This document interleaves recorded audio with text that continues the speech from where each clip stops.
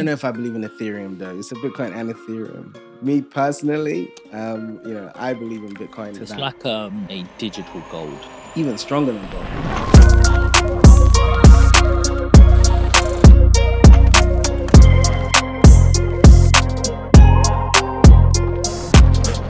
Too many times when we're working in our businesses, we neglect our health.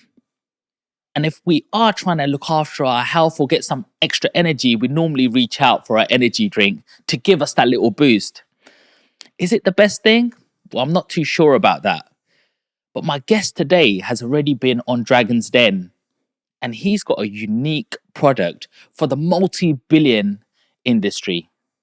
He has a new energy drink, which has a lot more less sugars, and it should be more healthier. And I want to find out more about it. He's also got a few other products. So let's find out from Philip Udeh.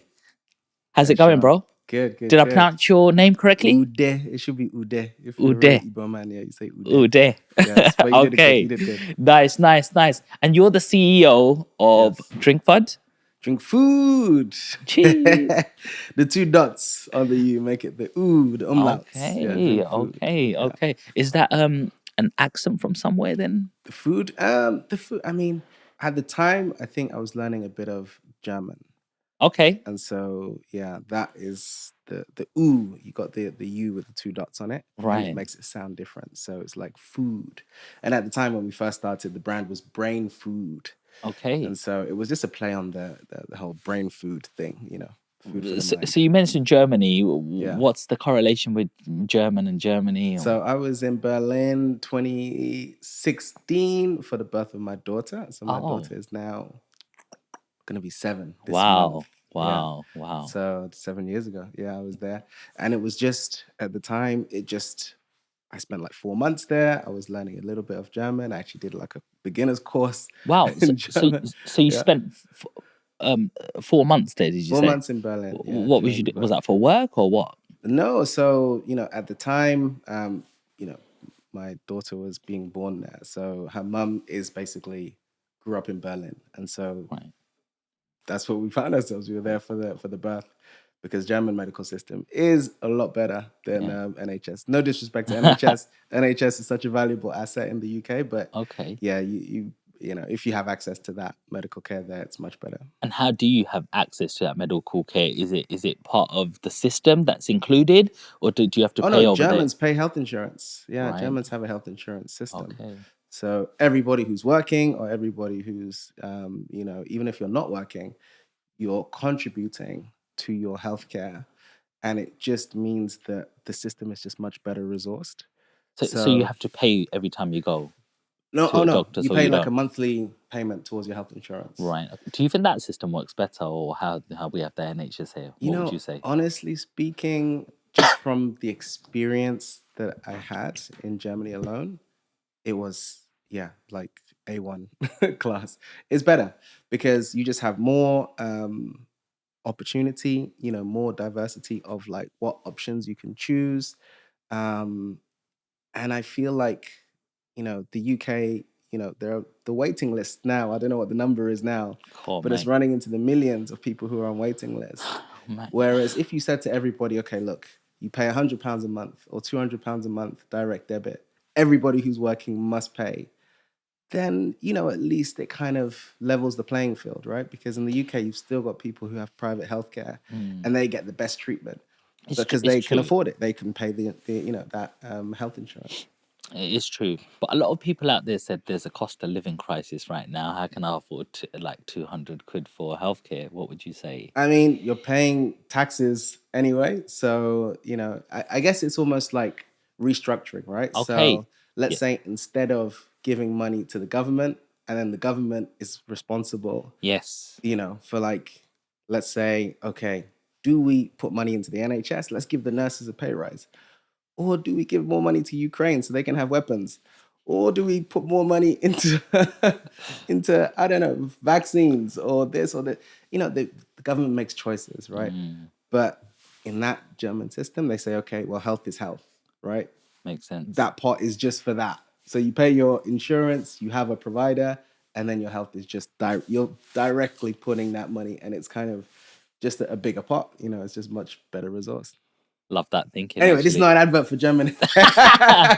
What I'm not does it? paid by the German healthcare Yeah, no, system. you're plugging them in, mate. I'm I'm plugging going them. Germany right now. See you later, bro. See you later, guys. Health Nah, tourism is nah. called, I think. So, how important is traveling just in general? Extremely, extremely, extremely. Yeah, I feel like traveling is ideas, right? Like you see different cultures, you see the way people do things differently in different places around the world. And yeah, it brings a lot of inspiration, you know. So as I was saying about my time in Berlin, you know, I was really looking at the whole soft drinks space in that city. And it's very different. You know, they have their own local products that you don't see anywhere else. You know, they've Wow. got a product called Fritz Cola. You know, the German name Fritz. They've got a product called Fritz Cola, you know, and it's selling, it's doing well. But you only find that thing in Germany. You know, there are other products there as well. So it had a real kind of, you know, you got like craft beer. I would call it like craft soft drinks almost. There was like a Wow. whole little ecosystem of products that you might only find in Berlin, or products you might only find like different places. And you find much less actually that Coca-Cola and Red Bull or Monster really dominate those places. Brilliant. Like, so, I've obviously traveled as well, over Mm. 54 countries now, Oh, it's a good number. It's a good number. and it's just like, I'll have my resort holidays, Yeah. where you just don't want to do anything and you want to sunbathe and jump Yeah. in the Yeah. pool. You want someone to wine and dine you. But then I also have my backpack holidays where I'll meet one of my friends, got the backpack on 4 or 5 days, we'll do 25, 30,000 steps a day. Yeah. Yeah. We'll stop off for little coffee shots, Yeah. Yeah. Of course. and we'll keep going. We'll eat some different foods, Mm-hmm. but we'll just observe just like normal people. And I love Mm. them ones that because Absolutely. it opens your mind, For opens your sure. experiences as well, Yeah. and it gives you a lot of inspiration where you might just be comfortable in your little box Mm. at home, Yes. and you're not actually seeing what else is out there to push you out a little bit more. Absolutely. And that, I think that's the issue or problem that we have. And a lot of people say, oh, traveling is because you got money. Well, actually, my Mm. last trip was in end of March, Yeah. and it was £49 return, and it To was where? in Naples. Naples. Yeah, Okay. That's a brilliant, nice. brilliant Yeah. Yeah. city. Yeah. Yeah. Naples, that is 50 quid Yeah. return. I mean, you can't really go wrong. Yeah. Obviously, I spent a hotel and food out there, Yeah. but that's how easy it is to travel if you Yes. want to open your mind up. Yeah. Yeah. You know what I mean? Absolutely. No, it's really important. I don't know if I'm on 54 countries. I'm probably maybe on 10 or 12. I don't know. But yeah, so important. You know, places like Brussels, I've really enjoyed that. And even in the process of like developing Wow. products and brands, right? You just looking at different local markets and trying to Yes. understand them. You know, going to Sweden, Scandinavia, like seeing different places and how they do things. Yeah, it's a source of inspiration because you can then see something somewhere else and say, well, hold on, they're not doing this in the UK. Exactly. You can bring back the idea and it becomes like Exactly. a whole new concept. Absolutely. Because if I didn't go, well, I've never been to Germany. That's one not on my list so Yeah, far. But if you didn't tell me what you told me today, I wouldn't even know half of the stuff that they do, more local beverages and yeah, for a more bespoke sort of market. Do yeah. you know what I mean? And so if I don't know it, a lot of people don't know it. So why aren't you not traveling out there? Yeah, why are you not traveling and discovering ideas? If Yeah, you're looking for inspiration, you don't know what to do next. There you go. It's as simple as absolutely, that, right? absolutely. All right. So, Philip, I want to know the man behind the product. Okay, Where okay. did this journey all begin? Was you born in the UK? Yes, I was born in the UK, Okay. grew Where'd you up in grow up? South London, Okay. born in like King's College Hospital, and we lived in Brixton. So until like the age of 10, 11, where we lived in Brixton. Brixton was very different back then. It was very different, yeah. And you know, so I remember having memories of like Brixton Market on a Saturday morning, just like going through all the different shops with my mum, sometimes pulling the trolley, like me and my younger brother. Um, and yeah, you know, that was a vibrant place. You know, it's still vibrant to this day. It's different. Yes. Different vibe You now. know, there's a different audience, Yeah. and you know, let's say the gentrification of Brixton is a very tangible and real phenomenon. But yeah, Brixton is Brixton. It still has an energy, to this day. Nice, nice, nice. So, what did your parents do? So my dad, he passed away last year. Oh, bless. He was a structural engineer, civil engineer. Okay, So he actually worked for Hackney Council and right. was involved in some of the developments and the tower blocks and stuff like in the 80s. So Wow. he was in Hackney Council. My mum worked until she retired like 2 years ago. She worked for Job Centre. So she was like one of the employment advisors in the Job Centre. And she did that for like 25 years. Wow. Yeah, yeah. Who did you look up to when you were growing up? Like your mum or your dad? Did you see what they were doing? Did they involve you and tell you a little bit about their jobs? Or Yeah, it's really interesting because I feel like my dad definitely like, you know, was an inspiration because he always knew stuff. Like, he would know how to fix basic things. Like, he would do our central heating at home. He would lift up the carpet, lift up the floorboards, and then like actually like do the plumbing, do the pipes. I'd see him join pipes, get out the wow, little soldering like gun with with the little flame, and like he would just like handyman. yeah, but he was very handy. So he knew like basic things to do like that. Well, not so basic, but he knew how to do things like that. Installing a boiler, he would do it himself. We've done stuff like that together. Wow. And he would also have this board. So there was like when you're an architect, I don't know how much they use these things now, but there used to be like a board with like scale rulers, Yeah. and it was like a sliding board. So the rulers were like on like a kind of strings, like a little set where you would just like move the kind of ruler, then you draw your lines very precisely, and he would have these pens, very like precise, fine pens to like do the architectural drawings. Wow. Now probably all done on computer, but those days you see those things and think, wow, you'd like to go and touch it and look at it and stuff. So yeah, definitely had that. I You're think like, Philip is not a toy. Why are you doing that again? yeah, but then, and interestingly, later on in life, you come to see that a lot of the things that I didn't really know what he was doing, but he was doing stuff. He had ideas. Like he was quite a visionary person. So he went to Nigeria and tried to set up a construction company in Nigeria. Wow. And he died last year. So actually, we found one of his company brochures. This brochure is like from 1985. Like this, it was like basically a kind of sales document where he was saying that, his construction company can do roads, they can build houses, they can do this, this, this, this, this. Oh, And yeah, he had a vision that Nigeria actually, from him coming from Nigeria, coming to London and looking around and saying, well, hold on, you guys have got plumbing, you've got proper sewage systems, you've got water treatment systems, you've got roads that are good quality. His vision was actually, how can we do this in Africa? And I think he pushed it and tried. Probably became frustrated eventually, and yeah, I think the challenge for me and I guess our siblings is how can we continue that conversation, continue that journey. what are some of the barriers? Barriers to development in Africa, broadly Yeah. speaking. Yeah, why isn't it as simple as just getting a few construction people together, showing them the plans and getting the roads dug up, put the foundations down, start laying, go, there you go, we've started one, bro, and let's like copy paste and let's Yeah, go. Look, we know what's going on here, let's do it. Or do you think there's political I issues there? think the reality when you look at Africa and its historical journey, right, is that Africa is not an independent entity. We might think it's an independent entity because, oh yeah, it's got a president and it's got this. These are not independent entities, right? These are colonial entities that were created. Literally, if you look at the map of Africa, it's the only place in the planet on the globe where you can find countries that have straight line borders. Like literally, somebody used that same scale ruler and drew a line straight and said, "We divide it." I don't know if you ever observed this, but have a look at it I'm because going to check after this podcast bro, now. it's real. You can flash it up on the screen while I'm talking. Add it in. Wow. There are literal countries with straight line borders, and you think to yourself, "Well, hold on, how does that work?" Because there's no other place in the world where you find borders drawn with rulers.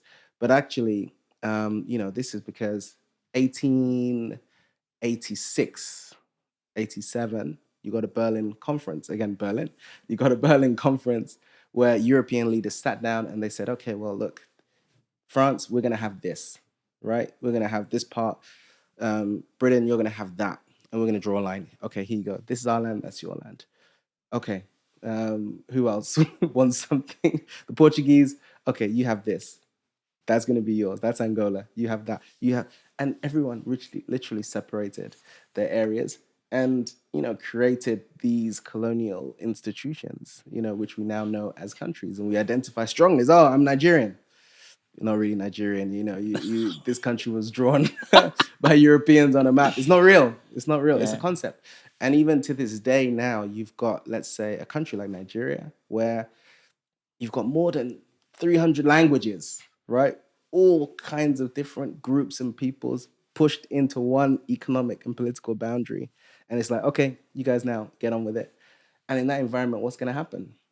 Everyone's going to say, well, look, it's everyone for themselves, Wow. On the financial sort of side of things, I've noticed that 49% of the GDV of the actual economy is owned by like Royal Dutch, they say in Oh, yeah, in Nigeria, absolutely. and it's like they've put in contracts where you might have the oil, but they put the refineries on top, and they've built their contracts so tightly that you know they extract the oil out, and if they try to manage these people out, it wouldn't work because they would break everything. So it would take forever. The whole economy would collapse. And they will also tell certain countries, do not do deals with this country anymore. Of course. So they have full ownership over this sort of country. And you also see like, big oil spills, and they don't show you any of the bad stuff that's going on. And they will blame it onto something else, that it was an accident, etc. But there's other truths behind that. Absolutely. And I think, this thing around corruption, right? We talk about corruption as if, yeah, you know what, that's an African problem. Those people are corrupt. The real corruption begins with the global institutions, right? The global institutions that make agreements that favor the big corporations and the European powerful countries and the US, of course, favors them, right? And then for the others, in terms of the African countries, the people who live in those places, it doesn't benefit them at all. So all those terms of trade are stacked against these people. And, if you try and go against the program, they can disappear you. People get disappeared. People get like, seriously, if you look at in the history of Africa, you've had leaders who've come up, Patrice Lumumba, um, in Burkina Faso, the leader of Burkina Faso, his name has just escaped me. But, people like this who try to stand up against the West get disappeared. You get gunned down in a firing squad and then Wow. disappeared. So, Wow. yeah, I mean, but I'm not saying there's not hope, because I think now, the whole thing, of social media is really important, because you got visibility now. 100. I mean, I saw somebody on TikTok the other day, and he had a farm. Yeah. And he's like, hi, my friends. He's from Kenya. Okay. But he was trying to wake everybody up, because I don't think I'm going to last very long, because I have a mobile phone and I'm telling you what's happening here. I have a farm here, this. They won't even give you a little piece of land to build your own house. They're not helping you. They don't want to help you. Yeah. We are so suppressed. There's no government help. We are suffering. Yeah. This is the reality. Nothing comes through some of these charities that they're saying. Yes. And I'm happy to dedicate my life to giving this knowledge to you, because I have this internet and I have this phone, but they're tracking me down right now, and I know that. And that's but then even his act of just sharing that, now you're in the conversation from thousands of miles away. Exactly. Many other people can now join that conversation and say, hold on, we see what's happening. And I think that might be the opportunity we have, right? Is that you can share now what's really happening. Exactly. And then there's like Jeff Bezos. He's going underneath Africa right now, and he's putting the line as big as the equator. He's putting that underneath Africa to Okay. switch it on to try create the full internet in that infrastructure. Okay. I think Elon Musk has a different approach. He's sending out satellites, 3 Yeah, per yeah. day, and so when they switched on, Africa should have, Full connect. I mean, you'd be surprised actually. The connectivity is not bad when you get right. to Africa. It's just Okay. more about, can you afford to have a phone? Can you afford to have a Right. smartphone, Mm. that you can use to then, access these apps and start to communicate Wow. globally. Wow. I've never thought of that. I thought the number one thing was to go for me, my vision is Yeah, one day I'd like to go to certain countries. yeah, Africa is one of them, to go and build schools to educate yeah, people. yeah, But hang on, you've just like sparked an idea. Do you even need a school anymore? Can you give somebody a mobile phone yeah, yeah, yeah, device yeah. and have pre-recorded lessons and go, well, just follow this lesson? Absolutely. There are Yeah. people doing that. There are people who are building these whole online institutions. Wow. There's a Wow. guy called Michael Saylor. I don't know if you've heard of him. Yes, Michael He Saylor, talks about the Bitcoin. the crypto guy. Yeah. Yeah, Yeah. yeah, yeah. Yes. He's also looking at education. So Right. Bitcoin is another interesting thing because I feel like, again, Bitcoin could be as one of the solutions, right? Because when we talk about corruption, it's about money, right? Hmm. And when we look at, let's say, the currencies Hmm. of, let's look at Nigerian currency, let's say 10, 12 years ago, Nigerian currency was 250 Nigerian naira, right? To £1. Right. Today, it's really like the official market rate, what the Nigerian bank says, is about 600 to 1. Wow. But in reality, you can't even buy currency at that rate. So the black market rate is a different rate, and that's probably getting towards 920 naira to £1. It's getting watered down. Absolutely. That means your money is just getting less and less and less and less So powerful on the people global wanna. So for those of you who don't places. understand, that is obviously if somebody else is controlling your currencies and Yeah, watering it down, it means your purchasing power is getting less. exactly. So if you can, at that stage of whatever your currency is worth, and you shift it into a Bitcoin or Ethereum, for example, it will then be at that value and whatever that value grows at, I don't right? know if I believe in Ethereum though. It's a Bitcoin and Ethereum. Me personally, I believe in Bitcoin. I'm a Bitcoin maximalist. I believe that Because you've got as 21 million supply. 21 million capped supply, you can never have more than 21 million, right? And Hmm. right now you've got about 19 million that are mined. It'll take another 100 years to get to that 21 million, Wow. at the current rate. And so, yeah, it's one of those things where, nobody can just come and just print more More money of and it. add more It's money to it's that. like a digital gold. Even stronger than gold, because Hmm. gold you can still get out of the ground, Hmm. right? You can still, and even better than gold, because let's say I've got my gold, like physical gold, in the US. Let me try and walk that through an airport. you know Take a gold bar. In fact, it's worth trying. Let's take a gold bar and take it through an airport security. What's going to happen? It's just Confiscated. not really feasible. You can't transport it. It's heavy. It needs guarding. You need security.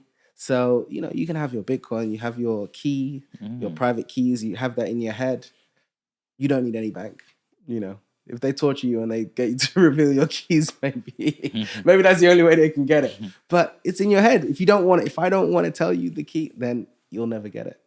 And we've seen even in Canada recently with the protests around some of the anti-vax protests when the truckers, they were mandated to all get vaccinated, and they said no, we're not doing it, and they started shutting down people's bank accounts started getting frozen because they were donating money towards these truckers. Mm. So just ordinary members of the public were having their bank accounts frozen, and that can happen in the West. Like, we don't see Crazy. that as that can happen in the West. What do you think of this World Economic Forum? One government, one army, one everything. Like, Probably real. It's probably real. I've never really had any access to such a forum, but yeah, I assume it's real. These people are very powerful.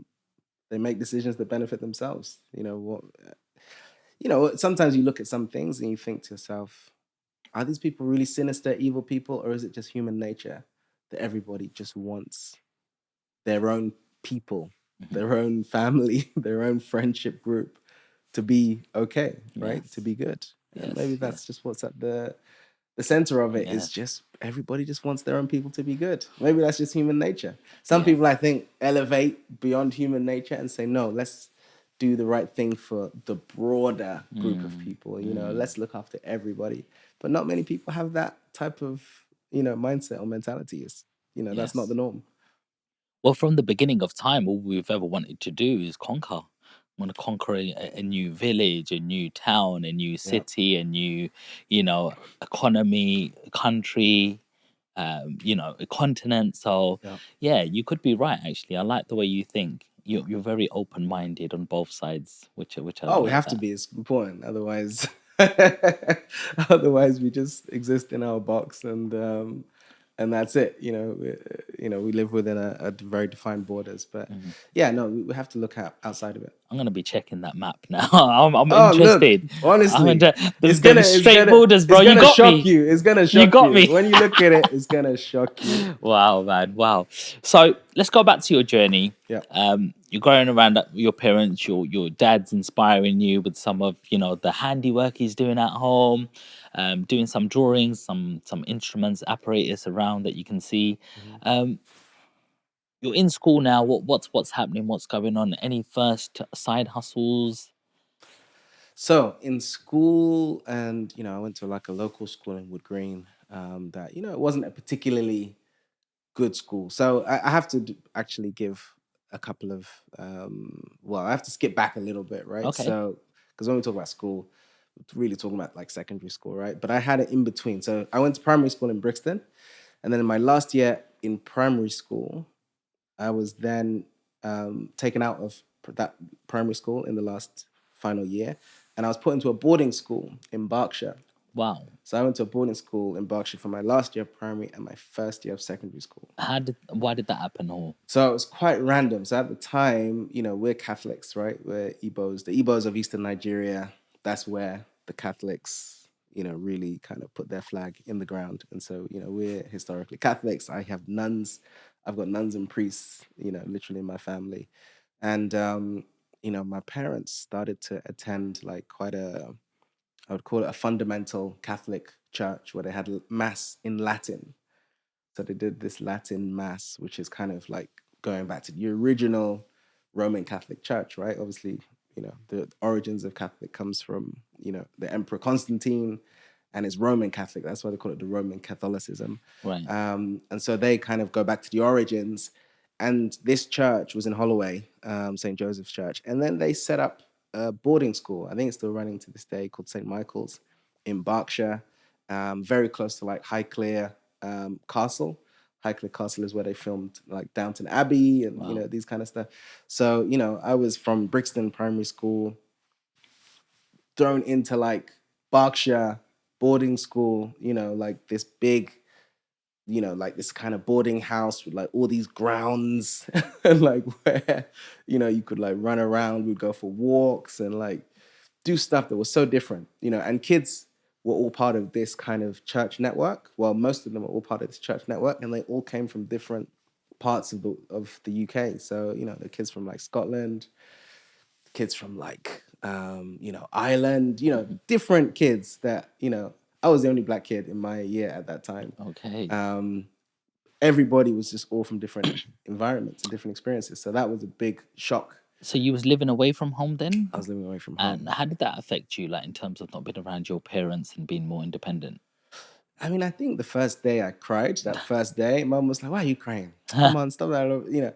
But that was the only day I ever cried. Like, it was just fun. Like, can you imagine? I don't know if you ever had the experience of boarding, but it was fun. Like, honestly, it was like, you wake up, you're with your friends, you have breakfast together. You play like in the evening. Sometimes you have game time, so there's so much fun stuff. Right. But then also, I really started to, on reflection, I look back and I say, actually, I see certain things that were happening, the things that I even still practice to this day. Like, they wake you up at a certain time. Okay, who's coming for a run in the morning? That might be like 6:30. Right. Take a group, we're going for a run, right? Those group, they're running. I wasn't really part of the runners like that. But, it You was... were there for breakfast, though. But I was there for breakfast. But you go for your run. After you go for your run, you come back, you take your shower, you make your bed. Yeah. You know, like you make sure that your bed like is So they gave you tidy. a good routine, good The discipline. routine, that's what I'm saying. That's the discipline of, you know, doing things in a very systemized way. And how important is that to learn that at a young age? Do you think you carried them skills over into your? Oh yeah, my bed is always tidy. My bed is always made. But it's I'm gonna yeah. bring your wife later. I'm gonna ask her, bro. My bed is always made. But it's one of those things where, you know, you kind of learn certain disciplines, and, you know, they put the structure in place that doesn't allow you to fail, right? So you go from, you know, you wake up, do your run, make your bed, have your breakfast, get to school, right? From school, you do your activities. After school, there's sports. After sports, there's like study hall. Study hall is a thing. I don't know if you heard of this concept where you sit down and you do your homework and you do your study for like 2 hours after school, Yeah. right? Then after that, bit of free time. Then it's dinner. Then another bit of free time, and then it's bed. And that's the system every day. So, you know, it's so different, you know, and then from there I did that for 2 years, right? And, you know, I learned different things like playing chess, you know. They would have this game called Warhammer. Don't know if you ever heard of this game, Warhammer. No. Warhammer is a game where you got little miniature figures, and then let's say we're reenacting the Battle of Waterloo, Oh wow. and then you've got the individual different figures in the armies, and you're painting them with extreme level of detail, right? Wow. And you've got Napoleon's army. Okay, they're invading. You got this whole table filled with like a big, like battlefield. Bumba. And then you put all these soldiers that you've all prepared, hand painted. So, you know, you see things like that, you're like, wow. And then there's like a set of rules, very complex, like there's 10 different dice. You roll these different dice to decide what's going to happen in the battle. It's a game. It's like, okay, you know, these are different kind of Can I ask you? thinking. Can Yeah. I ask you? Can you be an army general if you had to, and you have to think of a strategy how to, you know, go I mean, about? but that's the kind of play, right? They're playing chess. They're playing things like Warhammer would like, you know, and some of them are more like fantasy figures, yes. But then a lot of it was like real, like, you know, recreation of like battles that's happened in history, and you're learning those things. And you think sometimes the play is a different kind of play that these people are playing. You know, I met kids who didn't have a TV. And I was like, damn, you don't have a TV? Your dad must be really mean. How can he not give you a TV in the house? And then now, you know, fast forward, you know, it's something that I've also tried to recreate for my daughter as well, to not have a TV in the house. You know, now it's different. You got devices, you got like iPads and all this. But not having a TV, you know, sometimes you come into, you know, a space, you look around, you're like, oh, you know, someone's living room, people, often you're looking for the TV. The TV is that focal point. It becomes a focal point by default because it's just there. If it's not there, then it's like, oh, there's no focal point anymore. Okay, we'll just, you know. So that's being lost in households now. Absolutely. People don't sit down and have dinner together. It's like I'm eating here and there, There you go. and then mum's saying something. 1 minute, There you you know. go. So you're not concentrating on your food. You're not tasting it. You're not enjoying. Yeah. You're not being present in the moment. Absolutely. And so when you don't even appreciate these little things because your mind's preoccupied, all of a sudden you're looking for that dopamine hit, something to some gratification somewhere else. What else is going to make me feel good? Oh, my life is shit. Well, hang on. Just go for a walk and appreciate nature like you're alive. Yeah, yeah. Being present is a gift. And so, yeah, you know, that was a really interesting experience. But then I came to Wood Green, Yeah. a school called Thomas So More just round the School. corner. Yeah, school called Did it Thomas bring More back School. memories when you came here today? Oh, look, I'm in the area. I stay around the area. Okay. But yeah, so even just like, you know, coming to that school, it was a completely different set of values, right? It was like the kids who were popular were the kids, let's say, who had access to smoke weed and had access to, you know, like the boys who could fight. That made you popular. You know, people who you know, who had girls, like girlfriends at that age, you know, like 11, 12, you know, Wow. people had girlfriends. You know, it's Boy. just those kind of, that was what was valued, right? Right. Whereas in the private school, what was valued was, oh, wow, those who are smart, you're really valued. Okay. You know, in the state school, no, if you're smart, It's you're a weird. geek It's or a weird. neek. You're saying this right now, and I'm just thinking of TikTok, Okay. and I'm thinking of the algorithm, which Yeah, is what yeah. sends the content out. Mhm. And in China right now, when you're putting educational videos out, you're going more viral because people Hmm. go, oh, he knew the square root of X, Y, Z, Yeah, yeah, and this division, yeah. great, gonna give that a like. Absolutely, And so it's just naturally rewarded. So what do people want to do when they want to go viral? They want to do the stuff that gets them more viral. So they're absolutely. going for that. But in the West, stupidity Oh yeah, is absolutely. valued more. So the more silly or stupid you've done something, if people go ha, ha, ha, ha, Yeah, like yeah, that. yeah, And so what absolutely. does it want? What does it want the creator to do?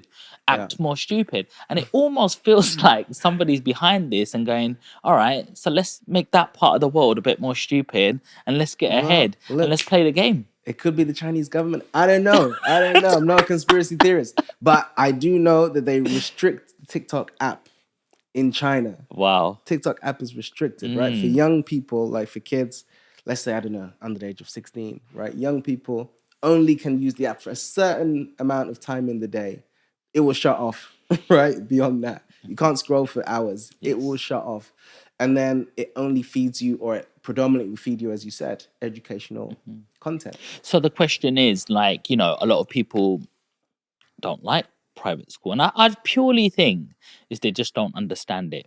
Yeah, purely because they think, in my opinion, they're just saying, oh, that's where posh people go, that's where they're a Yeah, little yeah, bit up themselves and they think they're better than you.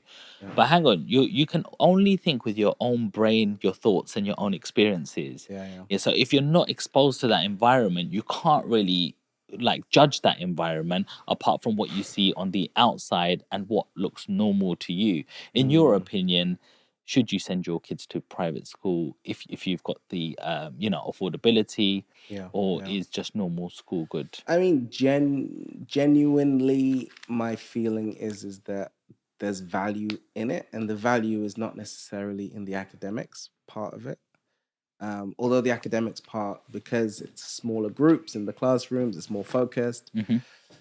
There's more resources, right? So you'll do better academically. However, um, it's in the intangible stuff, right? It's in that discipline that gets instilled. It's in those routines, those values.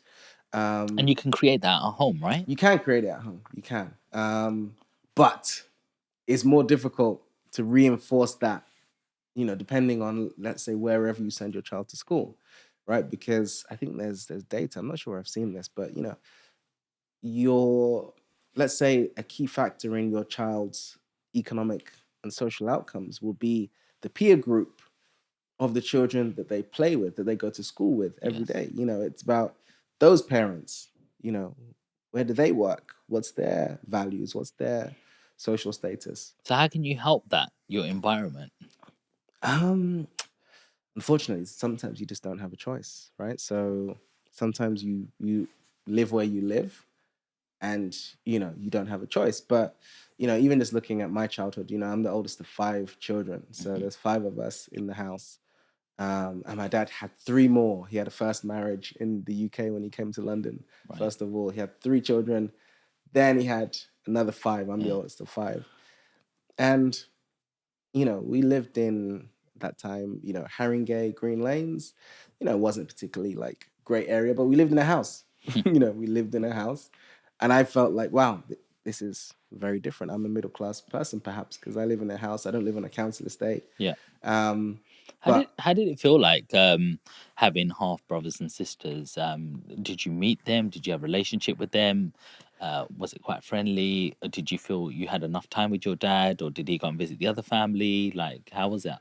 Yeah, I think, that's an interesting one because when he died, there's a lot of things that were under the surface that then came back to the surface. Okay. Because, I think the challenge becomes is the way I'll put it is that history, right, is it's always about what's the outcome. So, you know, we might say to ourselves, oh well, I tried my best. you know I wanted to be there, I wanted to be present, but I couldn't because this person made it difficult for me to have access, or this person was you know pushed me away, or this or that. History doesn't care, right? Because ultimately, in 30 years down the line, it's about, well, were you there or were you not there?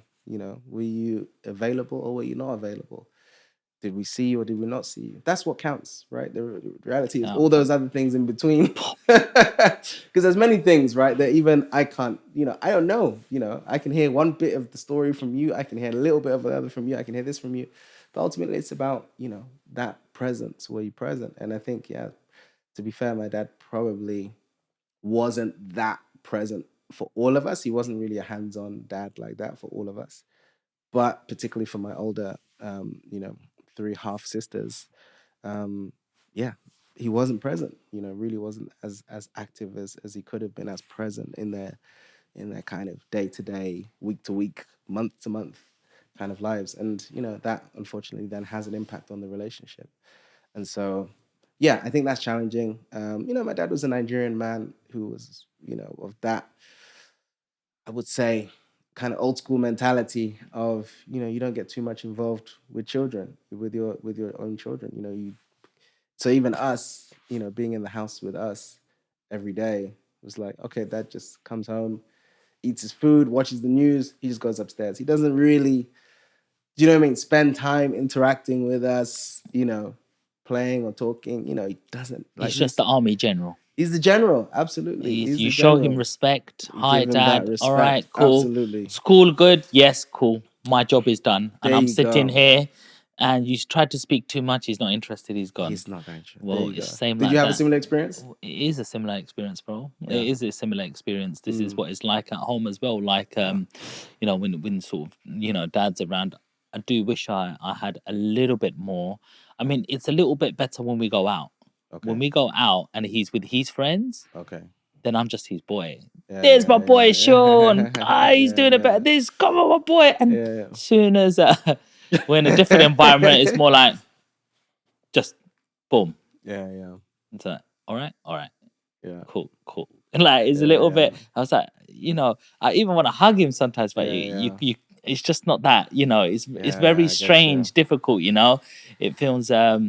But it's like, when will we do that? But look, the thing I would say, right, is that when my dad died, so he died last year, August, and he was kind of on a bit of a steady decline, right? So he was like bedbound for almost a full year before that, before he died. And so I'd listened to this book, Will Smith, the Will Smith autobiography book. I haven't Um, read that one, but I it's might a put it on good my one, good list. one. I listened to it Okay, as audio. As an audio book, it's so okay, good because yeah, Will Smith reads it himself, and he's a okay, big character and all yeah. that. It was really good. And then he talked about when his dad died, right? And his dad, by all accounts, had let him down numerous ways, right? Mhm. But when his dad died, he went through a process where he said, "Okay, Dad, you know what? I forgive you. You know, like whatever's happened, I love you. I forgive you." He kind of had to release his dad from any negative thing that he was holding. He had to release it, and I had the opportunity to do, something similar. I was able to do that. I said to my dad, "Look, you know what? You've come on a big journey. You came to the UK. You built a huge family, grandchildren now. I think he's got about 11 grandchildren now, all here in the Wow, UK. Like, he's built something, he did something that was a bold move. And created I by said, him. yeah. And I said, look, we're okay. You've done your best. You did a good job. You did what you knew. You did you went as far as you could, right? You took us as far as you could, and we're all okay. And I'm happy. And when it's your time to go with that Mhm, peace in the knowledge that mhm. everybody's okay. Now he's not here. God rest his, soul, etc. Do you have any regrets? Regrets in terms of our relationship? Relationship is, do you wish you said anything or showed any physical emotion to him or anything like I that? mean, I would have loved for my dad to be more that huggy person to come and give me a hug and all that. He wasn't that person. Mm, And I think actually I'm learning, to say, well, actually, I want to be that person, yeah. particularly for my daughter. Is like, Yes. I want to give her a hug. I want to like give her a kiss. I want to, tell her I love her every single day. Be Yeah. like, love you. I'm proud of you. And, I will give these things as mantras Yeah. almost because for me, you're always looking for your dad's approval, Yes. and that's how I grew up, Yeah. looking for, oh, dad, I want him to give me that approval. And, They never. my dad was very They much never do. results based. Yeah. Well, his approval was results based. So when you get good grades, okay, yes, you get the approval. He'll talk about you and blah blah blah.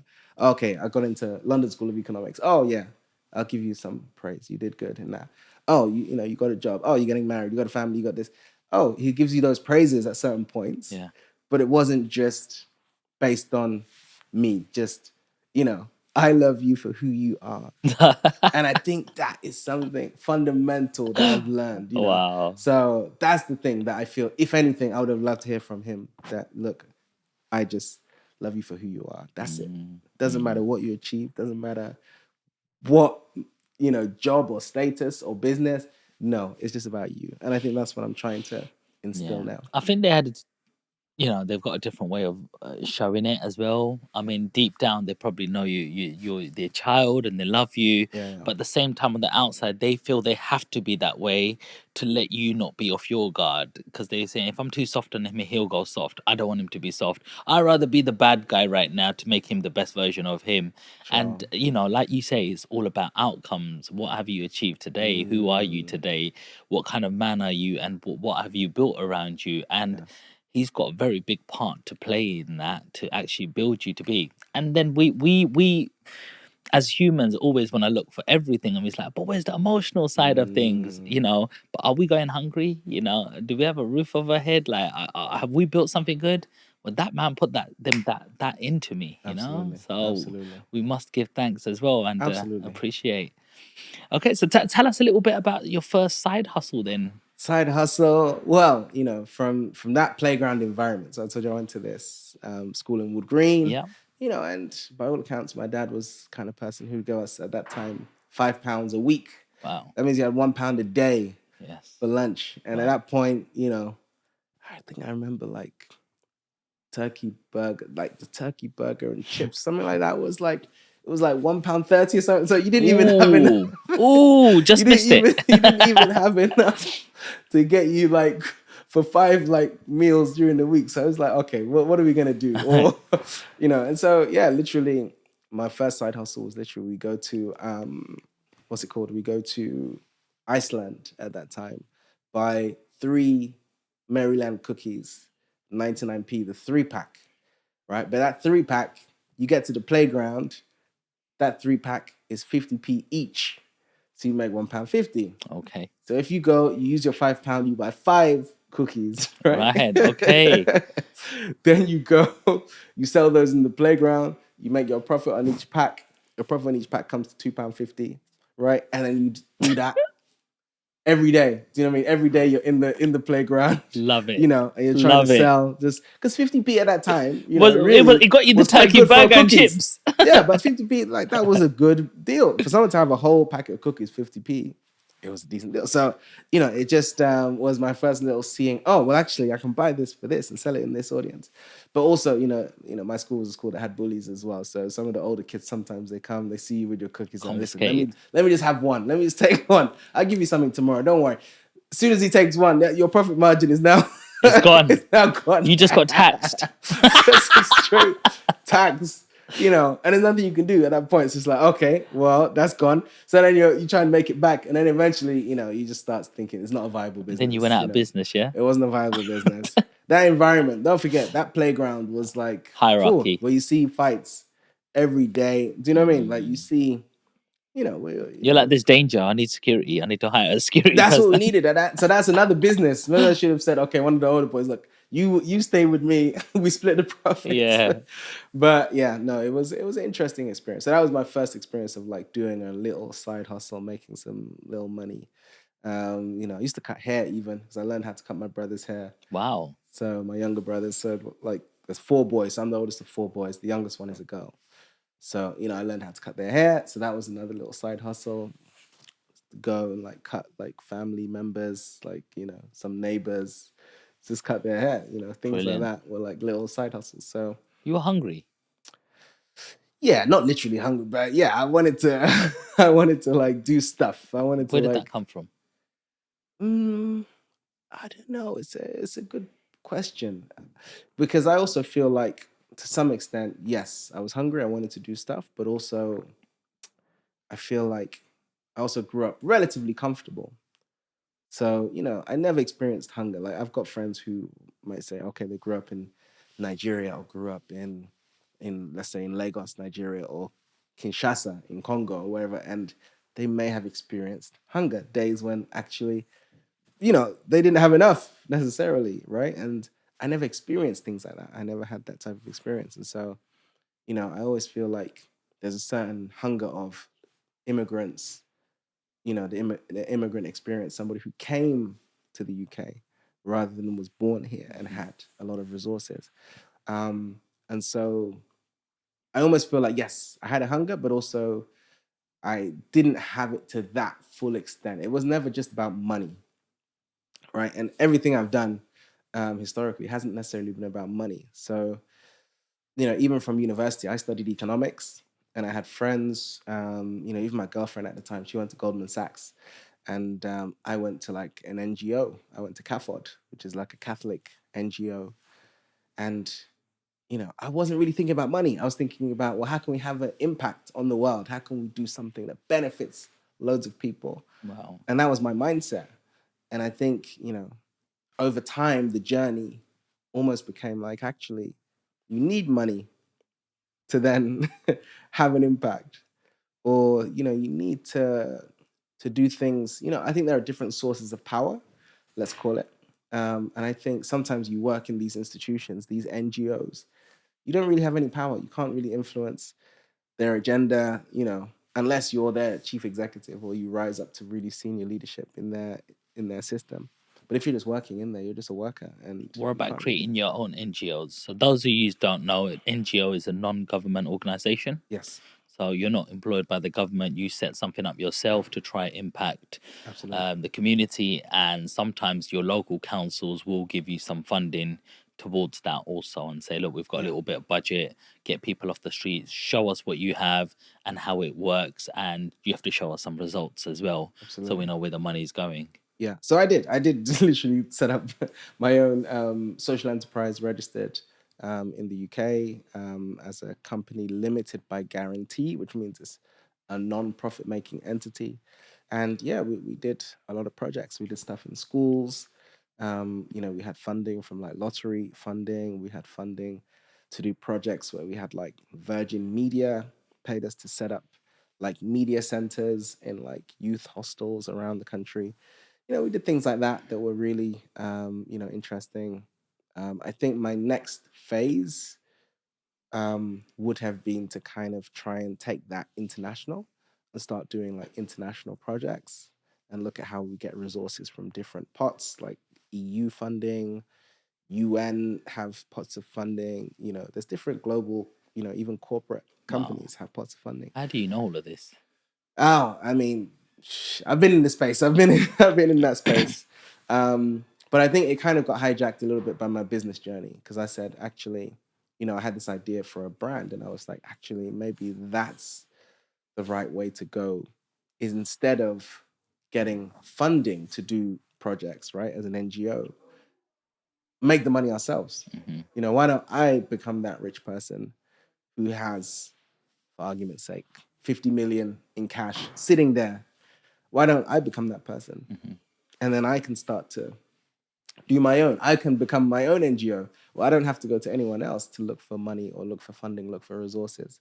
I'm the person who has resources. And now I can say, okay, well, actually, I like that project or that activity. Oh, you want to do skills training for people in, I don't know, South America or Asia or wherever? Okay, let's do that. It doesn't look like you like to rely on other people. It's you're getting to a space where you want to rely on yourself and create certain things. Is that's what I'm getting from this. Absolutely, and even to this day, I'm still a director of a social enterprise, which is relatively big. It's probably getting towards 3 million in turnover this year, Wow. um, and yeah, it's like a black-led social enterprise Nice. based in the UK that is working on really building community assets, and Right. community assets being people, in terms of how do you give people the skills, training, knowledge, leadership, experiences to help them to elevate, but also the assets in terms of, what are the spaces, you need? What are the tools? What's the investment? What's the cash that you need to do things and build things in your community? So, that's something that I'm also very proud of. So when you went on Dragon's Den, was you looking for that 50,000 investment, or did you have that yourself, or was you looking for someone to open doors and grow your network? Okay, so by the time we went on Dragon's Den, we'd already raised probably close to 500,000, Wow. I think. So And you raised that what, through crowdfunding or how? so we had a few different rounds of investment. So there's something called the Enterprise Investment Scheme. Right. So someone like yourself who's probably, you've got your corporate businesses, right? And you pay yourself from those. You can have tax write-offs, right? Once you invest into startup businesses. So this is the government's scheme to ensure that, startups can access funding. So, if you've got a large tax bill, you can then say, actually, I'm going to give 100 grand to this startup. And from that 100 grand, I can now write off, let's say 30% of that investment off my tax bill. So I give you 100 grand and I can write off 30 grand off whatever my tax bill is. And they will also own some of that company then? And then you do it for equity. Right. So that's what we entered into. So we launched our first fundraising round like 2017 now. That was the beginning. And then, I was lucky enough to kind of be introduced to a wealthy individual. So, he had insurance businesses. And, he'd been lucky and had a management buyout where they bought out the company as the management team. They went on to then sell the company. And then everybody just became like multimillionaires. Wow. And then he was then in the process of, okay, he likes to invest in nice kind of things. So he saw, I developed a pitch deck for our company. Brain Food at that time was the brand. We had a branding, we had everything together, we had a business plan. And yeah, I met him and pitched him in a hotel, Mayfair, and we just had a chat. And he was like, look, what's going to happen if I don't give you this 150 that at that time? That was our very first investment, 150 grand that we pitched him for. And I said, well, luckily enough, I've got like a buy-to-let property. I'm going to do a refinance. I'm going to pull out some money. I'm going to do this. And he was like, okay, well, look, I'll meet you halfway. If you back yourself, then I'll back you. And he literally basically said, show me that you've done your refinance. You've pulled out 75,000, put it into the business account. Send me the evidence of it, and then I'll match that money with 75,000 investment. And he did, and that was our first. And how did you 150 trust grand. him to know that you're going to go through that process? Because once you refinance, you can't really do it until another couple of years, and you need to get You're to that tied sort of back in. time. Yeah, you're tied in. So you could have shot yourself in the foot there in terms of you're True. halfway there or a quarter of the way there, and then he just went, "Oh, actually, I was only joking, bro. See you later." Yeah, I mean, absolutely. It's people, right? So people can always change their minds. Things can always go wrong. Especially when it comes to investment. I know so many people who have sponsorship money coming in and they go, I can't believe it. Last minute, I asked them for the sponsorship money and they would just disappear. They just aired me. They ghosted me. And it's like, oh. Yeah. I mean, based on the introduction and who introduced me, there was like mutual relationship there. So there was trust there that this Okay. person is a legit person. Cool. He does have the money. I knew it wasn't a matter of he's just talking or he doesn't have the money. I knew who he was. So he's invested the money now. What did you do with it? How That did our you? first production happened at the end of 2017. It was a very different product to what you see here on the table.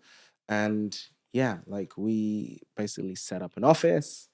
First production was late 2017 and we started selling 2018. How Literally did you started think getting of our the first product? sales. How did you think? You was in Germany. Did you say that's where the No, inspiration before come that. out? So actually, the product really, I had the inspiration around 2016. Okay. Um, What was you and doing at the time? so at the time I was running my social enterprise. Okay. And I was doing some other businesses here and there because I always had this kind of idea that actually maybe we should, really try and make our own money. So it sounds like you've been an entrepreneur for quite some time. Yeah. Now you're looking at 15 plus years of being my own, What doing my own social enterprise. what changed? What made you go from employee to entrepreneur and self-employed, and how did you make that transition?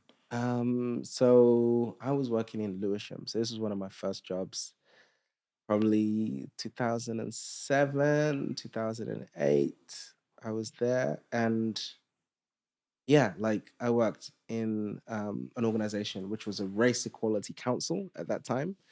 And basically, I was running like a youth forum. So I was running like activities, events, trainings, and programs for young people.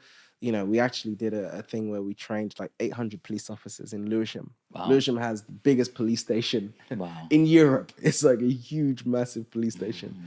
And yeah, we trained those officers because a lot of people were experiencing negative experiences with the police and negative interactions, particularly around stop and search. So we made a video where we interviewed local young people about stop and search. We went into their training facilities and we delivered training around stop and search, played some of the clips of the young people, and some of them very defensive. Others were like, oh, that's interesting. I didn't see it from that perspective. Yeah.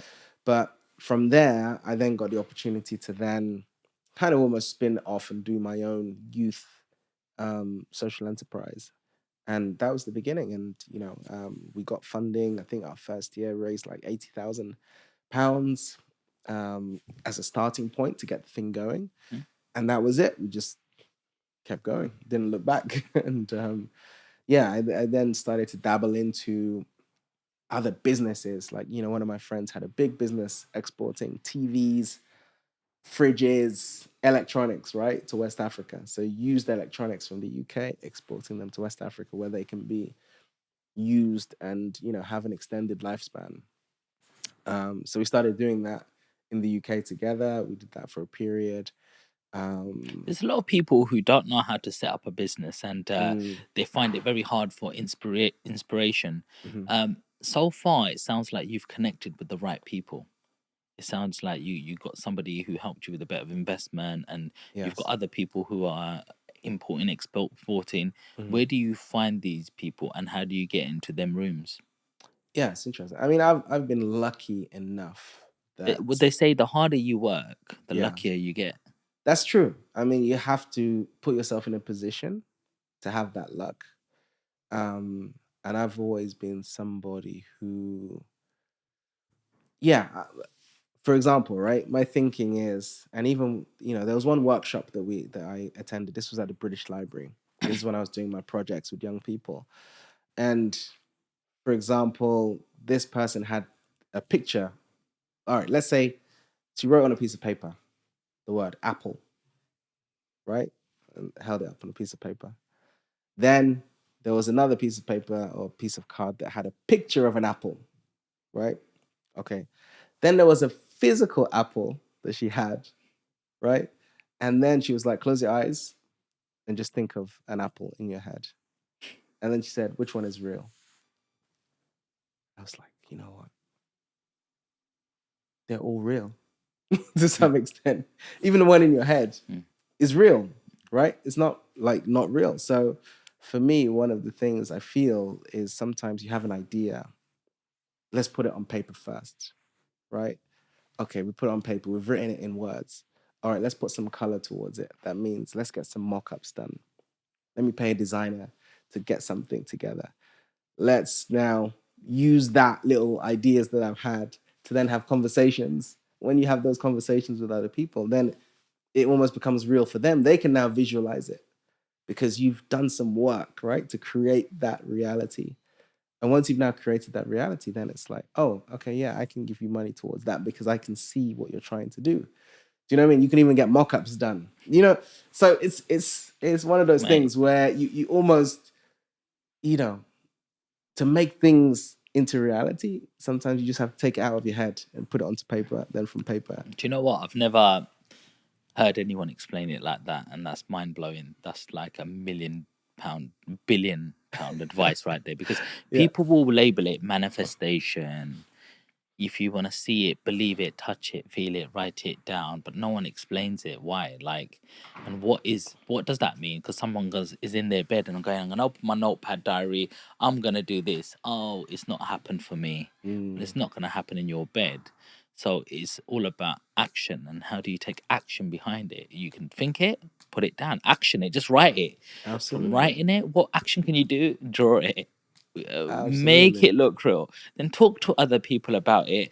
Then now people are making noise around it, and now make it physically so they can see it. And it's like, how can Absolutely. we exchange in that deal, Yeah. man? Boy, But those are for me, those are powerful. things I've followed, right? And when you follow those kind of steps, then people, will kind of gravitate towards what you're doing, depending on the concept. Not everything will always resonate with everyone. And you'll get a lot of people saying, oh no, this, that just doesn't make sense. So, Even to this day, there's always pushback, right? so write something else.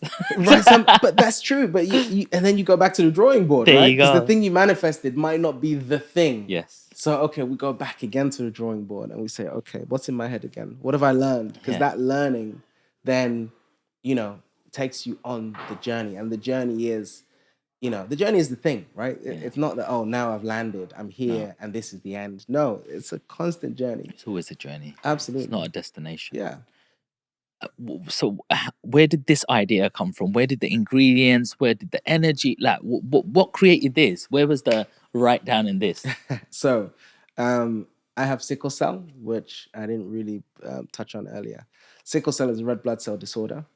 It means that my red blood cells are not shaped perfectly round and smooth. They're like sickle shapes, like they're kind of the crescent moon kind of shape.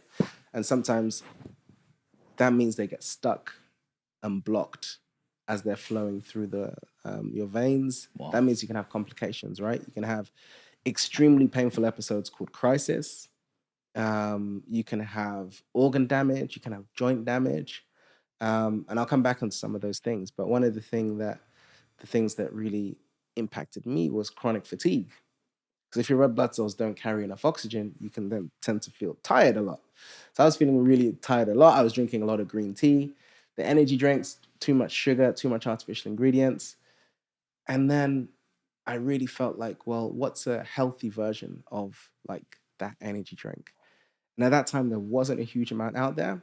There's a couple now that are really, in the market and doing well. We also have our product in the market. So there's a few in that space. But that was the inspiration is, just from literally on a Sunday afternoon, just on the sofa, just thinking, you know what, let's try, let's investigate this. So I went on Google, typed in food technologist in London, just looked at the names. A name came up, one guy, product developer. Okay, let me give him a call. Wow. I called this guy on a Sunday afternoon. I'm like, sorry, I know it's a Sunday. He was like, oh, don't worry, I'm always working. Let's have a chat. We had like a half an hour chat on a Sunday afternoon. A few weeks later, he comes with his friends, does like a little workshop for us. I paid him like $3,000 for that workshop, one afternoon session. Probably overpaid, but it was the beginning, right? It's the beginning of a journey. And then from there, we just kept on developing, iterating, testing, learning, and yeah, we ended up now having a product which, we've had previous products launched in Sainsbury's, Ocado. We've launched this current product into Marks and Spencer's, sold on Amazon UK, Amazon US, Amazon Germany. We've exported in Iceland, in not the supermarket, the country. We had a distributor there. We had a distributor in Denmark. So, we've done a few things. The product has got out there. It hasn't reached that critical mass yet where it's like, this now has gone to the next level, because Yes. to unlock those next level, there's certain access that you need, particularly with retail. You ran through that process very Yeah, quickly as if it was yeah, like really easy, but yeah. I know you've had some ups and downs and Mhm. rockies. And so how did you know what ingredients to use in your drink? Ingredients wise was just basically common sense, kind of, because just looking at, well, what's in traditional energy drinks? They use caffeine, they have a source of caffeine, normally B vitamins, normally sugar or flavorings or sweeteners. So I was like, okay, well, how can we do ours differently, right? Instead of the sugar, because what the sugar does when you drink an energy drink, the sugar gives you an initial sugar rush, so you feel like the boost, and then the caffeine kind of like keeps you like stimulated, right? It kind of, well, the way caffeine works, it really blocks the sleep kind of receptors in your brain that make you feel sleepy, right? So it just makes you feel like, oh, I feel alert, because your body's no longer communicating to you. Your brain is no longer communicating the message that you need to sleep. So that's how caffeine works, and it takes a while to kick in. So they use the sugar. So I was like, well, actually, how do we do it differently? And at that time, I was looking into different stimulants in terms of like natural herbs and natural supplements, and I came across ginseng. And I was like, okay, so ginseng could be a way to give that natural boost. And ginseng, if you go to like the health shops, a lot of people were using, I remember the woman telling me, ginseng, what do you need it for? And I was like, I don't know, just for the boost energy. And she was like, oh, well, a lot of men use it for ED. It's called, I don't know, get your erectile dysfunction, this thing. And so it gives like a stimulation. So I was like, okay, let's use ginseng. Okay, instead of just using B vitamins, how about we use magnesium, which is electrolytes? How about we, instead of using synthetic caffeine, which is made in a lab, which is the cheapest caffeine, how about we use natural caffeine from guarana? Guarana is a plant from South America, and green coffee beans. So we combine that to make like a natural caffeine source. Instead of using, again, sweeteners or sugar, like particularly with this product, let's use some fruit juice. And we actually have fruit juices, in the product instead of sweeteners. So, everything was just, okay, how can we look at what's already there, but then spin it to make it a lot more healthier and natural, and have flavors as well. And how do you make all of that taste good? So that's a challenge. That Yeah. is a challenge, because it's not easy, because Yeah. you've got quite a large amount of functional ingredients in the product. And it's like coffee. Caffeine is bitter. Like any source of caffeine you'll have, even cola nuts, if you know what cola nut is, bitter, right? And these are sources of caffeine. Even chocolate, dark chocolate is bitter. Yeah. It's a source of caffeine. Now, all those things that contain caffeine are bitter. So, yeah, for us, we had to use a different grade of the caffeine sources, a really clean source where the taste wasn't as bitter. We used the fruit juices, but you can't have it all, right? This is the thing. You can't have your cake and fully eat it. There has to be a compromise. So we made our product quite light tasting. So it doesn't taste as full sugar or as full flavor as other products. And actually, part of my learning now, having launched this particular version in 2020, is that perhaps people care less about the health credentials of your product, and they care more about taste. Do you know what I mean? Branding is number one. So when you talk about an energy drink, Red Bull, Monster remains undefeated, right? Those brands, they are. Is Prime up there now?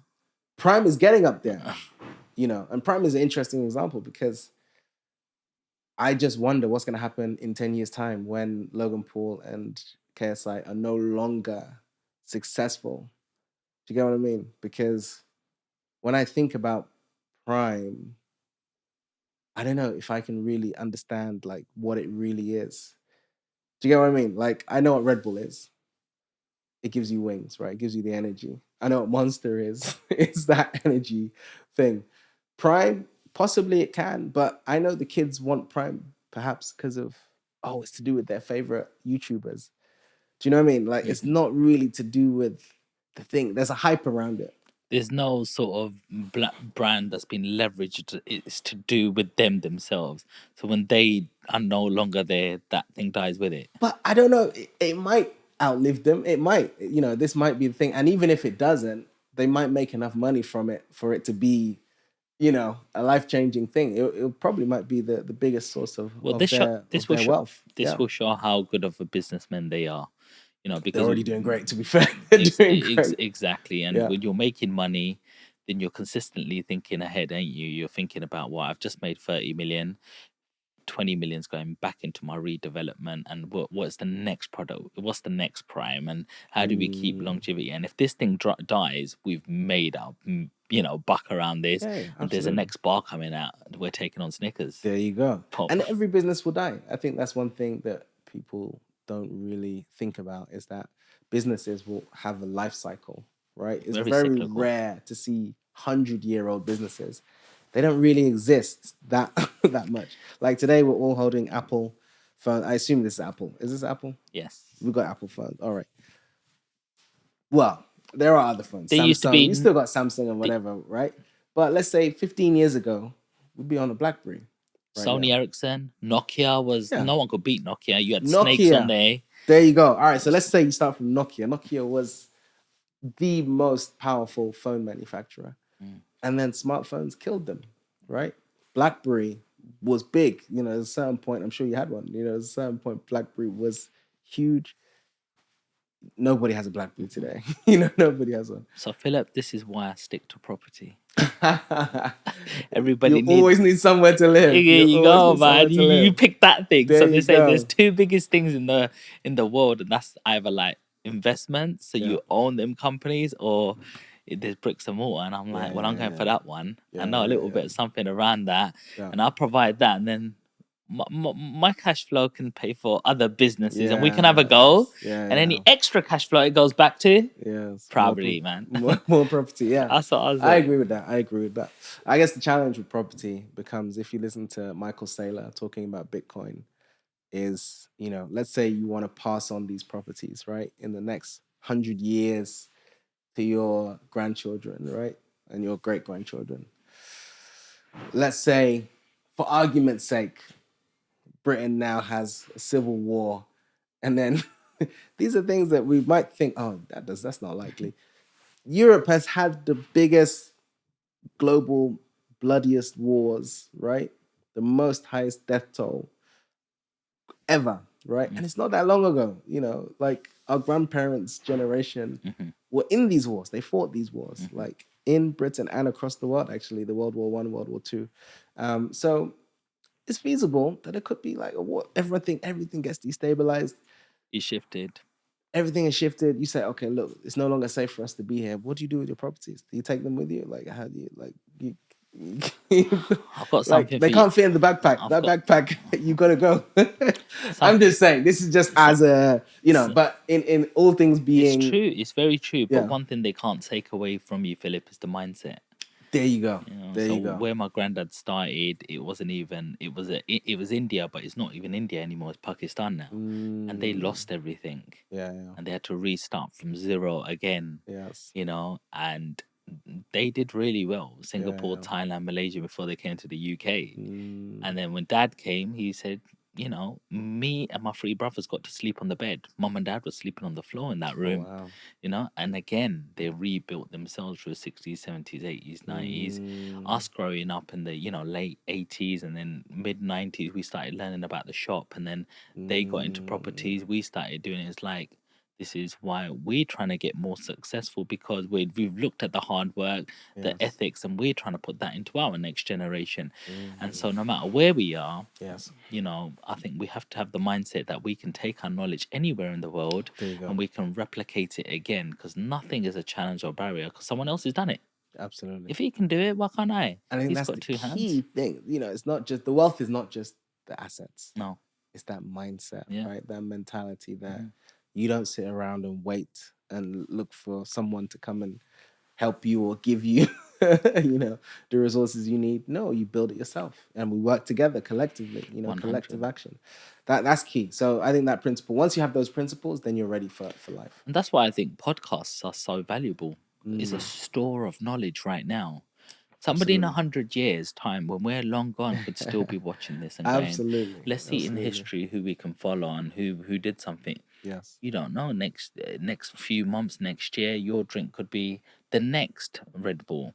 You know, and that's why you're in this industry, because you believe it. I believe Yeah, that. Yeah, let's be honest about it. You're not Absolutely. here to have fun. Yeah. You're gonna do that, and then you can do other things once you have that certain wealth. And imagine you do it, they're gonna be looking through all of your stuff, and they go, right, that guy in history, Philip, right, got him, right, let's see that interview, what he was like before he even became to that status. They want to know about it. So this is why this is valuable, because Absolutely. like you say, you know, in history it's all about outcomes, and if you've got that outcome, they want to know more about you. It's true, and that's the funny thing, is that that journey often gets forgotten, and so how do we document that journey? What does that look like? I think things like this absolutely fantastic in just sharing.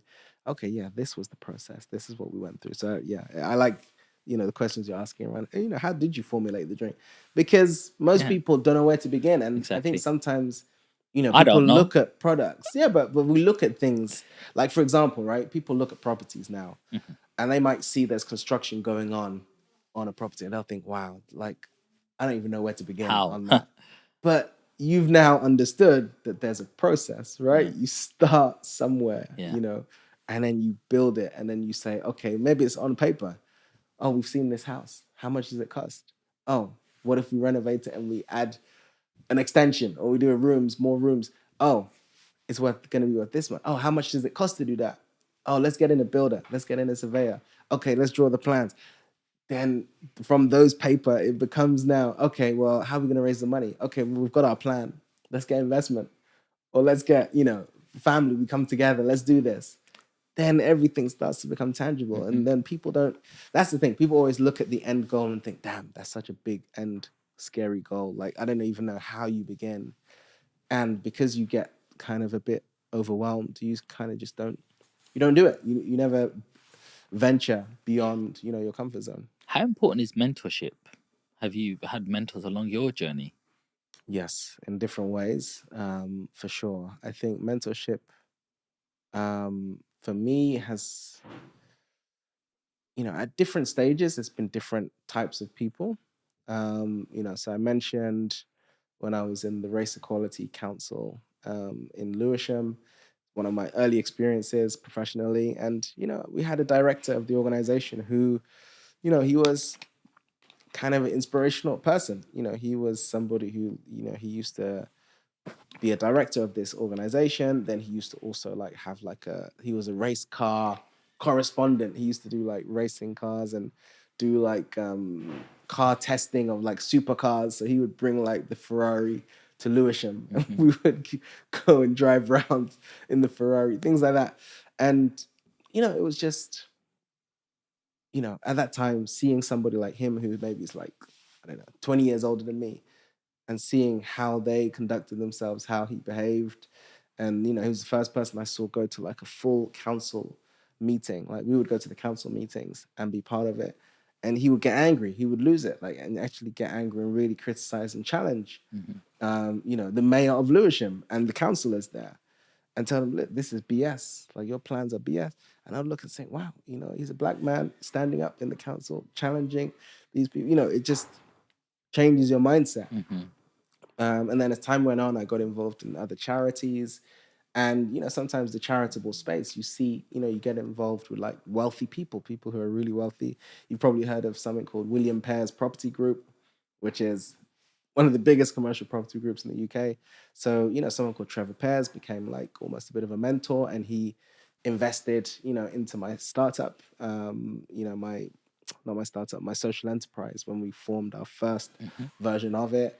A guy called Sir Rod Aldridge, who basically set up Capita. Capita is like a kind of government outsourcing company. He's the founder and sold that company. And, Sir Rod Aldridge is a very important and wealthy man. And, we have, some level of relationship and contact, where yeah, just being around these people, right? Seeing how they operate, seeing how they work, being in meetings with them, how they conduct themselves, their etiquette, having conversations with them. So, It's been really important. so being around these multi-millionaires, perhaps even billionaires, Yeah, absolutely.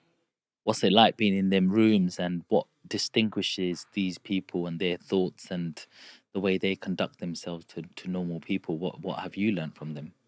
So one of the important things I learned was that these people speak their mind. So yeah, that's a really, I think, important thing because I remember I was on a board of a charity. The charity is called V Inspired.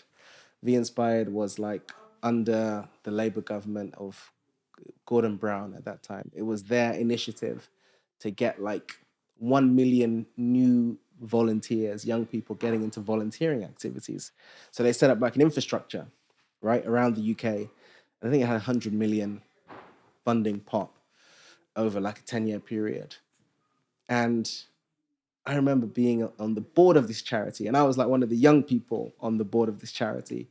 And then, I would see like this person. This was a guy called Trevor Pierce. I think he's I don't know if he's a Sir Trevor. I think he might be Sir Trevor as well. But basically, this guy would just say the things that were the elephant in the room, right? The thing that everybody was just nodding their head and saying, "Oh yeah, that may." He would just challenge it and say, "No, this is like, what are we doing? We need to like question this." He was always questioning, always challenging. He wasn't afraid of saying an unpopular thing when everybody else had one view. He would say like the opposite. Do you know what I mean? Not just saying it to say it, but he would have a different thought. He was a very critical thinker. And then I remember coming away from that first meeting and I put his name in Google. And then I saw, oh, okay, this is who he is. Like these are, some of the richest people in the UK. And I was like, wow. So then I understood, okay, so part of being wealthy, is having that freedom to speak your mind. Because you're not tied by anything, You're not a to sheep. anyone. You're not a sheep following the crowd. You're not a sheep. You're the lion. You're the lion, and you're the leader. People follow you, and also, it's not a job. Do you get what I mean? Like, you don't have those strings anymore. There's certain jobs. You say something out of line in your job, it's like, okay, look, you need to go. That's unacceptable. You're gone. Even if you're a politician, politicians often can't even say things. Do you know what I mean? They can't speak their mind because you say the wrong thing. Oh, look, you're gone. That's Managed it. out. And so on that basis, you kind of realize, actually, you know what? These people, they think differently. They're critical thinkers. They question, they challenge aggressively things. And I And think that's a growth mindset. They're always in what's next and what can I learn next and what's coachable. Like they're never just fixed mindset. No, absolutely. I'm in this lane and I'm gonna stay in this lane. I'm gonna go in the rat race, Yeah. rely on my pension, and that's it. I'm gonna just these cards have been given to me, and that's what I'm gonna accept. No, that's not how they. Yeah, they don't know. Yeah. The fur don't just go this way; it goes the opposite way against the grain, Absolutely. and you're taking it. Sorry to take you off on a little tangent, Oh, but it's helpful. It's I helpful. thought it It's was good. really helpful because you've been around like a wealth of knowledge, and you've obviously done really well. With people inputting into you for you to create the things that you have. So I think that's very valuable because there's a lot of the audience who are young here who are watching and saying, yeah, I want to be around people like that. Where are they, and what are their traits? Because sometimes somebody says something, they really upset me, and I don't want to be around them again. Hang on, maybe you haven't understood. Why is this person saying like that? And that's okay. Yeah. Don't just be like at school where you're just like, yes, yes, yes. Yeah. Can I put my hand up? Oh, I can't. Okay, sorry, I'll just keep That's what quiet. school teaches you. It So teaches you to be like, yes, yes, sir, yes, exactly. And so it's normal the way you guys are thinking. ma'am. But let's break that pattern. You want different results? We need to do things differently as well. Absolutely. Same time. So you've got this product. How much did you spend already creating the product before you've even sort of sold anything and spent any money on marketing either? So our first batch probably cost us about, let's say, towards £100,000. 100,000. That's a lot of money. To me, that sounds like a lot of risk. Because it is, because we then took our packaging to the next level. We engaged like a design agency. You then have to buy your ingredients in bulk. Yeah. So where did you buy your ingredients from?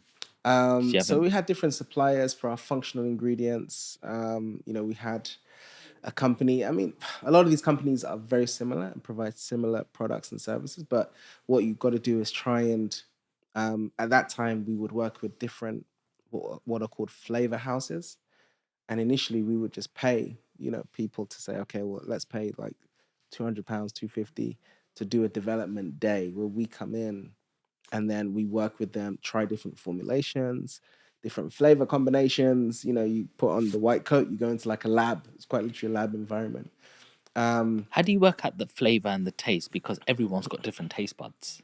Yeah, I mean, that's a good point. For me, I always went with what my North Star was of the low sugar benefit, the low sugar proposition, and no artificial. That was always my thing. Is that's the real like focus, and then taste almost becomes secondary. But now I'm learning, possibly the hard way in the market, that actually taste has to come above health benefits, because most people out there who buy products are not buying it on a health basis. They're buying it on a basis of, I like the What tastes taste. good and Tastes good. what's the best out of the bad bunch? You know what I mean? What tastes good and oh yeah, I'm feel better about myself because that's got 0.1% less sugar. There you go. And that's the reality. And I Mhm, think, I think that's something I'm learning in business mhm, now, is actually that, you can't always have an idealistic view mhm. of, oh yeah, people like healthy stuff because everyone talks about health. No, it's not the reality, right? People like things that taste good, and that's the reality. There's a reason why, we have high levels of obesity. There's a reason why people have type 2 diabetes. There's a reason, because people don't always make healthy choices, right? But can we make ours more healthy? Yes, we can. But to go to that next level of really very low sugar, very low sweetness, sometimes, we have to strike more of a balance between taste and the health aspect. I have to ask. There's this ingredient. You'll tell me it is dispass. Is it a It, sweetener or is it it's a... normally in Diet Coke, I think. Okay. Di- Is it Uh, things like stevia, sucralose? Um, Starting with the D, and basically, apparently, it causes Alzheimer's and memory loss or something. So this is one of the things, right? And this is another thing that was one of my North Star as well in the whole creation of the product, is everything that's on the ingredients, you should be able to understand Yeah, immediately yeah. what they are, right? Pick up a Diet Coke, read all the ingredients. There are things that you don't know what they are. It's not intuitive. It's not clear. It's like, words you can't even pronounce, Mhm. right? That's on there. So when you drink it, you have to realize that, you know what? You don't know. Do you know what I mean? You don't know what these products might do, what the long term implications are of these things. Um, so yeah, there's a trade off that you make when you drink and consume artificial products with artificial ingredients inside. Okay. What allows you to spend £100,000 before you've even gone to sort of market? Oh, we raise money. We raise money. So this is like the money raising process that I told you about. Yeah. Raising that initial £150,000. Yep. That gave us that cushion, right? And so I've always I've been lucky enough to be able to get through this process, to be able to convince people of our ideas, bring people on the journey. And so when I say lucky, yes, we put in some hard work and some thinking, but also I know, based on my own natural attributes of who I am, Mhm. it enables me to be able to have conversations with people, bring them into the idea, sell them on an idea, bring them in, and then we go together. And that's been a good thing. How do you know about marketing, etc., and branding? Because I've had somebody charge me 4 grand, and I just thought they're gonna do something amazing, and they've given you a pile of crap. To be honest, yeah, let's be Yeah, honest yeah, about it. And yeah. I've had a student who gave me something for free that worked a And hundred it times works. better. Absolutely. How do you work out what good branding is, and how you're talking to people? Why can you not just Google this yourself? Yeah. What colors do people normally like in this field? Great, gonna use them colors. What are my competitors doing in terms of logos? I'm gonna go a similar sort of, this sort of font works. Yeah, You know, yeah. why can you not just do it yourself? And how can you justify spending 200, 2,000, 20,000, 200,000 on branding? What's the Yeah. differentiation, and how do you justify that cost? I think the interesting thing is, and I've had these experiences, like you mentioned, you spend money, we've spent sometimes 20 grand, to get to this product. We've paid an agency like 25 grand. And it wasn't this product. Like, if you saw the Dragon's Den episode, there was Yeah. a can, like a mock up of a can, right? The Yes, picture there was a of a can, can. but it was in a like a more like, do you know, the coconut sort of Oh no. Okay, so we had the carton drinks. Carlton? Yeah, we Yeah, had that carton, the yeah, Tetra Pak. yeah. But then we had a mock up of it, like a printed mock up of a can that Hmm. was there that we pitched. But it looked quite different. So after spending 25 grand, I literally went online and got a freelancer for like £100 to just change the mock-ups for me, you know, because it didn't work. Like Yeah. what they had produced didn't work. So we just changed it and tweaked it. So my feeling is sometimes when we talk about branding, right, it's difficult for somebody to give you a brand that's going to resonate with you and resonate with your audience, Yeah. right? You need to have an idea of who your audience is. or ideally be part of that audience. Do you get what I mean? That you're trying to solve a need for, because ultimately, you know, you can read branding books, marketing books, you can learn about psychology, wicked books out there like Thinking Fast and Slow. Don't know if you've heard of this book, Thinking Fast and Slow. I can't remember the author. Unbelievable, because when I see something, I make a value judgment really quickly. So if I see it immediately, oh, I make a judgment, right? But then after that first judgment, there's a second layer, which is, okay, maybe I'll pick that up and I'll read it and I'll look at it more closely. So there's different types of thinking, and you have to be mindful that there's different ways that people's brains work when they interact with things. And so, yeah, my feeling is that you need to understand who you're talking to. It's about people. People think marketing is about product. It's about people. It's about how do you resonate with people? How do you meet people where they're at? How do you meet the needs that are underserved or that are not met, that are currently unmet? And so that is the real essence of marketing for me. And so, I'm not saying I've cracked it yet, because I'm still learning. Our energy drinks are not nationwide available in every store, because I don't feel actually it ticks the right box for that to be the case. We haven't met the need of the consumer in the best way that we could. I love the way you position that and the way you say that, because the first thing I say at the age of 8 in the start of my journey is I worked in a community hub, which was my dad's shop. We was part of the community. Yes. And I realized people would come in and out of the shop and they could go anywhere. There was Morrison's down the road. It was called Safeways at the time. Yeah. And why they're not buying it cheaper there? Because I know my mom went shopping there, not even at our shop. Yeah. But I remember that if you remember people's names and you remember what they came in for and you made them feel valued, they just keep coming back again and again. Absolutely. If I knew Tracy was coming, it's like, hi Tracy, how you doing? 10 Yeah. sale cuts, 10 Yeah. sale cuts. You knew what she wanted, guys. Yeah, go on then. That's exactly what I wanted. You know what I want. When Margaret came, oh, I'm gonna get the surf powder and how are you and how's the kids. She felt like, oh, this is my shop. Yeah.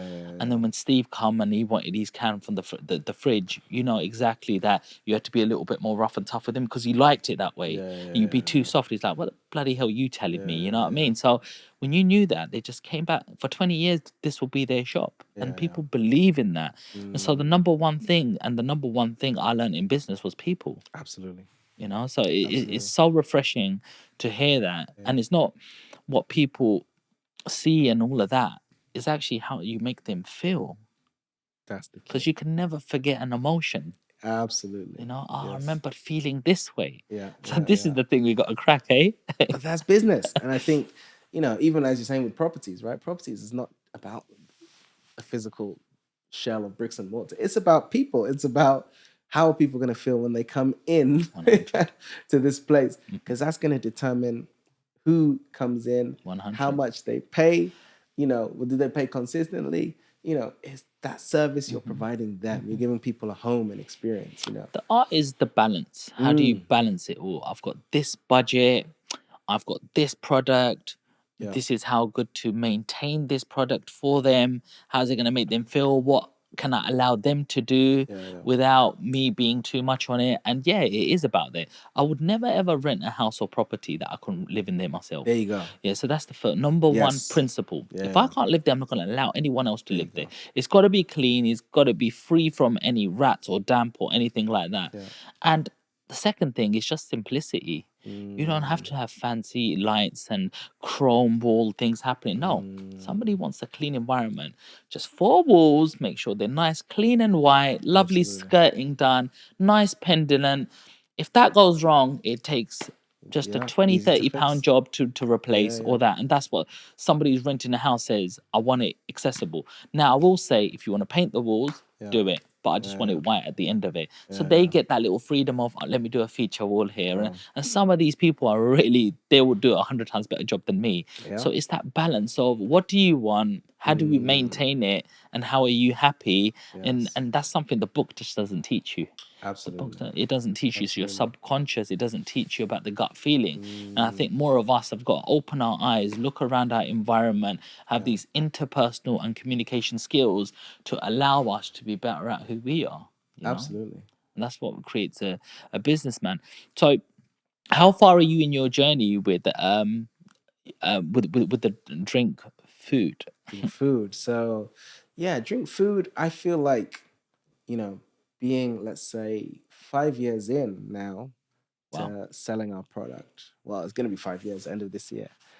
But I still feel like it's early doors. I still still a feel baby. like it's still a baby. I still feel like we're still iterating. Can I ask you, what's the turnover in the last 12 months?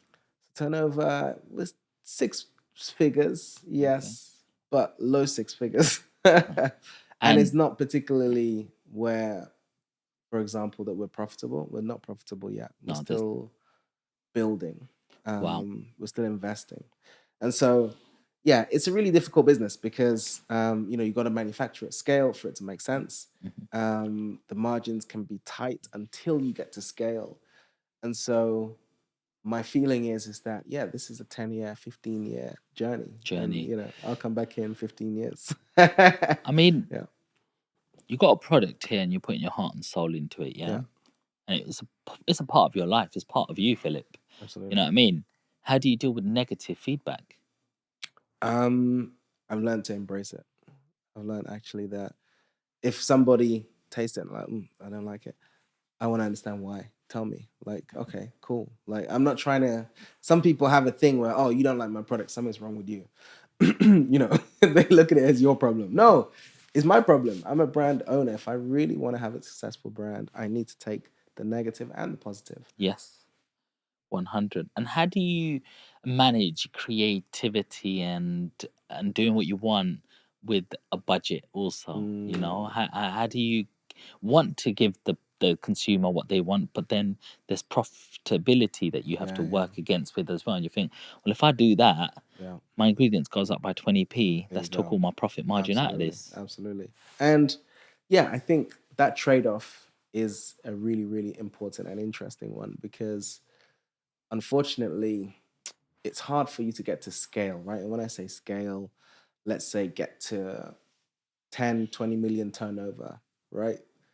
Um, and do it in a way which is profitable from day one with a soft drinks brand because you're going to lose early on, right? You're going to have to invest and reinvest and reinvest.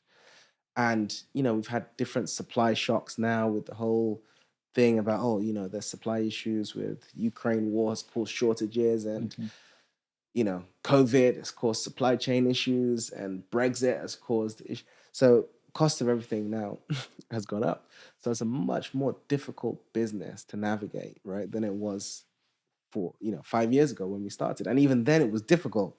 So it's something you got to have a really, as I keep saying, a long-term view and know that it might fail. I'm also at peace with the fact that we might have to close up or press pause on this product. How do you see failure and how do you deal with it? Failure is more, I think, mindset. I think is our timer. It's okay. Because I feel like failure is something that often people, we're afraid of. Like, oh, what if this fails? What if Yeah. this doesn't go well? And there were people when I first launched this, they were like, Philip, what if this fails? You're putting a lot of money, resources, time, energy into this. What if it doesn't work? And my view was always that, don't worry, it's gonna work. We're gonna make it work. We're gonna push it to work. And then after having so many ups and downs, right? And so many learnings and mistakes and disappointments, that you realize actually, you know what, it might not work. But if it doesn't work, it's okay, because the learning I've got from launching products into Sainsbury's, Ocado, Marks and Spencer, launching a product into Marks and Spencer is not a joke. They don't really have external products. So going through that process with them, the learning you get, the skills I've got in terms of building products, building brands, like, I've had an experience that you can't, you can't go to business school and get that experience. There's no course, Harvard Business School, whatever. There's no way you can have the experience that I've had through going through a process myself. And now, even if I might have to say, well, actually, these drinks are not quite working, I'm going to spin into a new product. The learning I've got in terms of marketing, You're sales, product development, branding, all those things are now with me. Do you know what I mean? you're not starting from zero. Oh no, absolutely You're not. starting with experience. Even if financially I went to zero, Yeah. for argument's sake, even if I lost, my Lost it all. assets, I lost everything, I could start again from zero now because of that journey and also the muscles that I've built. What's been the biggest challenge? Biggest challenge. I think the biggest challenge is it. Yeah, that's a really good question. The biggest challenge I feel is to some extent where you feel like you don't have your destiny in your own hands, where you're pitching people, where it depends on, there's this buyer who's a soft drinks buyer for Tesco. Do they like the product? Do they like me? you know, that's a challenge. That's an obstacle to overcome. We've had our product for 5 years, healthy energy drinks. We've never launched in Whole Foods, never launched in Planet Organic. Sometimes you look at it and you think, well, hold on, you like healthy products. Sometimes do they like our product? Did I like me? Did I like who I am? So I think sometimes that can be a real challenge. And now I'm really understanding e-commerce as an avenue to really circumvent and get around that thing where somebody is like a gatekeeper, or somebody is like, hold your destiny in their hands. What advice would you give somebody who wants to start a drinks brand? Maybe don't do it. Maybe just don't do it because it's really hard. It's extremely hard. But I would never discourage someone from trying, right? But just learning what I've learned now, I would say if you're going to do a brand, any brand, not even just a drinks brand, focus on what's your, let's say, what's a game that you can win, right? I may not have the money or the time in terms of longevity, right?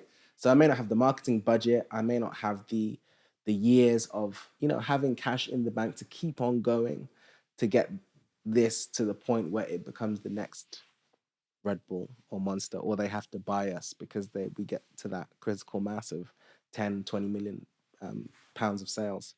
So knowing that, maybe there's a different game that I can play, and maybe that game is via e-commerce selling a different brand. Maybe I'm selling like a CBD product, or maybe I'm selling like another type of health product. Okay, so you've got another brand. You've bought something else out today, as you can see. Can you run us through this sort of product that you've just got out? Absolutely. So yeah, this is my kind of new product. I mean, this is CBD based, 12% high strength CBD. And yeah, I mean, because of my sickle cell, so I mentioned that sickle cell causes joint damage.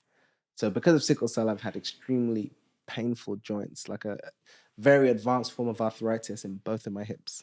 Right. So my right hip was replaced Wow. last year in June. And I've just made you come up 4 flights You of stairs. just made me up 4 Oh flights my of stairs. God. I feel bad. I'm going to carry you down now. Don't worry, don't worry. Yeah, you give me a piggyback on the way down. But then, my left hip now, it still causes a lot of severe pain on a day-to-day basis. Wow. And, I've been managing it for more than 10 years with ibuprofen. Just take 200 milligrams, 400 milligrams of little capsules every day. When I say every day, I mean every day. Wow. And those things cause stomach problems. Constipation. They can cause problems for the liver. Yeah. They can cause a range of issues, right? And so I was looking for, well, what's the natural way to kind of deal with pain? And I discovered, a CBD product that, can actually, well, literally, I ordered samples from a manufacturer, and I said, okay, let me do the trial on myself. And I'm currently about 8 weeks into my trials, and I've been 8 weeks of not using ibuprofen. Wow. So this is basically like a natural ibuprofen. Wow. Okay. So is it the same sort of concept? You're putting a concoction of ingredients together, and making it your own brand and then going through the whole branding advertising sort of space. There you go. It's basically the same journey again, and obviously inspired by my own personal need, or a different need that I had. Chronic Solving a fatigue problem. was one. Solving a problem. If you're not solving a problem, Then yeah, you need to go home. You need to go home. Go back to the drawing board if you're not yeah, solving it. But that's the key. So I'm solving a problem for myself, but the more I look at it, I'm realizing there's so many people out there who have chronic pain, who have aches and pains. Back pain is like well documented that that's the biggest cause of people's absence from work is back pain, because we all sit there, you're at your desk, you're like this. 100. People don't Sitting on have good podcasts. posture. Sitting on exactly. We need to double up on the You got to double pillows. up. Exactly. We need some like proper, those chairs where you're like kneeling down and you're upright. Oh yeah. Because the way we live our lifestyle, right, is challenging, and so having a product like this, which is about pain relief, but also can help with sleep. You take a couple of drops before you sleep. It's going to give you deeper sleep. It's going to give you, make you feel more What is it, a refreshed when you spray? wake up. There's like an oral spray. So look, you can open that one. That one's for you, actually. That's a takeaway for you. There's like an oral spray. You spray it under the tongue.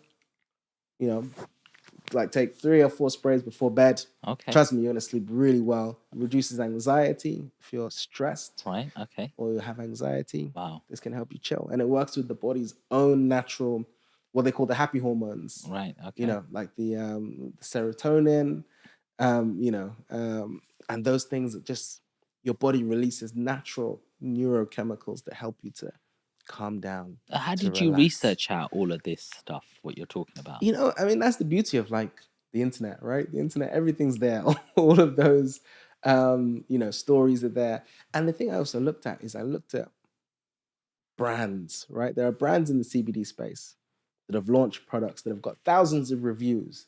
And I started reading the reviews and I was like, people are really getting a benefit. People are writing reviews like, wow, I had back pain for years. This really has helped, blah, blah, blah. There's so many things, right? Because there's a lot of pain that can't be fixed. There's not a simple operation that can just fix your elbow that's got like a little bit of a niggling pain in your elbow, and how do you get rid of it? So, this as a pain reliever is really powerful, right? And the other things that I've mentioned as well. So, yeah, just doing that research, just finding out people's experiences, and then trying it myself, because you can always read someone's experience, but when you try it yourself, and I know that, 2 months ago, I would have taken ibuprofen just to get here to come and sit with you for a couple of hours. Yeah. Wow. Yeah. And today I'm taking CBD instead. And do you feel different now as well? I would say so. I would say that, like, for example, like I would have to take ibuprofen in the morning with my supplements. So I take like different vitamins and mineral supplements. Ibuprofen is just one of my supplements. I'll just take it. And then during the day, I might have to take another 1 or 2 capsules just to keep going. Wow. But with taking CBD, I feel like it has a much more ongoing effect, right? So there might be a day where I might take it just once or twice. There might be another day, tomorrow, I might take it 3 or 4 times. There might be a day where I might not take it at all. But I feel like there is a cumulative effect that has almost helped my body to self-regulate a lot better. So the way it works is much different from how the traditional painkillers work. The normal painkillers, they cut off what's called the pain receptors in the head, in your brain. Your brain basically tells you the messages. Like, if you hurt your arm, there's a pain receptor that's in the head. Yeah. All the ibuprofen does is it blocks those pain receptors. And all that means is that you're still in pain, but you just don't feel it. You can't register. Yeah. And because you can't register, it means you feel like, oh, I feel a bit better now. I feel like I've had a relief. But actually, the source of the pain hasn't really changed. And the way this product works is really, it's about, how does it regulate your own internal system in terms of releasing hormones that can, it's your body's natural way of healing itself, right? 1,000 years ago, we didn't have ibuprofen or these pharmaceuticals. And I think now people are too reliant on pharmaceutical products because they're not natural. Especially in the States. Oh, man. Everything. It's just It's like an epidemic. They wake up in the morning, hey, I took some aspirin, I took a paracetamol. It's like, just like sweets to them. Like, it's not even a thought process anymore. And Absolutely. you're like, I can't remember the last time I took a paracetamol. I honestly don't take none of that stuff. Yeah. My medicine is the gym. Okay. No Excellent. matter what, since what, I've always been in the gym. Yeah. Do a bit of resistance training, do a bit of running. Yeah. And I hardly get ill. Once every 18 months, I'll Yeah. get Yeah. ill. And like, I would just want my body to be ready and strong. I'll tell Absolutely. you when I normally get ill, when I Yeah. normally go away and I start relaxing, and it tells Hey, my body, like, yeah. oh, yeah, by the way, do you know when you wanted to get ill that time? You Yeah. can do it Yeah. now. Okay. I When think you that mind. and sometimes it's when you stop, when you slow down, because you might even like, sometimes when you're going, It's true. if you're a busy person, you keep going, go, go, go. As soon as you slow down, you just get ill. Your body can I'm shut telling down you, at that I'm point. telling you, because it's used to that higher frequency. Yeah. Philip, is there a question you wish I asked you, or I something you think wanted to cover? I think there's a lot of questions we've covered. Had a lot of good tangents as well. I enjoy 100. sometimes the I don't think this tangents. podcast was long enough for this. I think there needs to We be a could go part for two. another hour. We could I'm probably go telling for you, another hour. there needs to be another podcast another time, because I know you're full of knowledge. Oh, I'm and- coming back. Yeah, Absolutely. Absolutely. you've got immense knowledge on history, chess moves, strategies. You're a wealth of knowledge, and I just hope this reaches the right audience. Because Appreciate if you. somebody watches for 2 hours or listens to it in the car on Spotify, Mm. and I hope I'm talking to you right now, this person, whoever's doing that, but you're going to be thinking, wow, forget CEO cast or Joe Rogan. This is where it's at, man. This is where the gem's at. This is the realness. This is coming from the bottom. How to get to a good status and how to create. Because how often can you relate to a multi-millionaire and multi-billionaire from that, coming from them sort of stages and having their big clients? Yeah. Who's doing the stuff at the bottom? And who's going to give you the first lift up to get onto that stage? I mean, not saying don't listen to them, guys. Even I listen to them for inspiration and how to push myself. But how much can I really relate from earning a couple of grand to a couple of million just like that? It's like, where's the stuff in the middle? And this is why I like to go so much in depth, on how did you do some of your process? How did you market? How did you raise finance? Who did you talk to? Because these are the barriers you need to recognize that are challenges right now. These are the things that you need to overcome before anything else comes. Social media will lie to you. It's not as easy. I had an idea, I put it on Insta, it went viral, and I earned all of that money. And it's not my time yet. It's not my time yet. No, bro, it's not. It doesn't work like that. It's a journey. It's a journey through school, boarding school, first side hustles in the playground, getting bullied, pushed around, and that's the real lessons in life. That's the real university of life. Is what we can sort of say. Is there any questions you have for me? I guess, for me, the thing I would like to say is I think that this kind of platform is a powerful one, right? What you described there is, often we see people at the end of the journey, right? And people at the end of the journey, they always make it out like, yeah, like I just did this. I just had to focus. I just I just had to keep going. I just had to focus. And then we got there.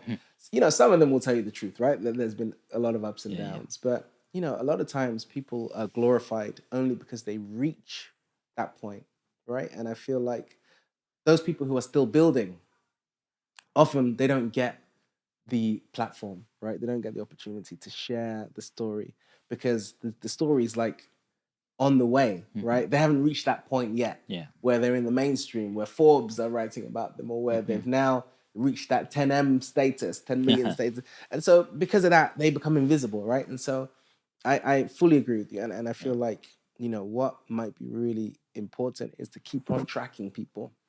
So do the podcast today with Philip. Bring Philip back in a year.